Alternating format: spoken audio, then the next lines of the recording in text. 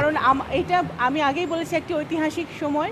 আমরা সকলে আমাদের 300 সংসদ সদস্য এবং আমাদের নারী সংসদ সদস্যরা যারা আছেন সকলে আমরা আজকে একটি ইতিহাসের সাক্ষী হয়ে থাকব। আমাদের সম্মানিত ভারপ্রাপ্ত স্পিকার, আমাদের স্পিকার সকলেই কিন্তু আজকে পুরো বাংলাদেশের 17 কোটি মানুষ কিন্তু আজকে ইতিহাসের সাক্ষী হয়ে থাকবে। মহাসচিব, সম্মানিত মহাসচিব, যিনি আজকে আমাদের রাষ্ট্রপতি প্রার্থী, ওনার সাথে আমার ব্যক্তিগতভাবে কাজ করার অনেক সুযোগ হয়েছে এবং আমি নিজেও গর্ববোধ করছি যে আজকে ওনার মতো একজন আমার পিতৃতুল্য একজন ব্যক্তি এবং একজন সম্মানী ব্যক্তি, রাজনৈতিক ব্যক্তি, পলিটিক্যাল একজন মানুষ যিনি দেশকে ভালোবাসেন, দেশের জন্য উনি মুক্তিযুদ্ধ করেছিলেন, মুক্তিযুদ্ধে অংশগ্রহণ করেছিলেন, সেই একজন ব্যক্তি দেশের রাষ্ট্রপতি হিসেবে মনোনয়ন আমরা করতে পেরেছি।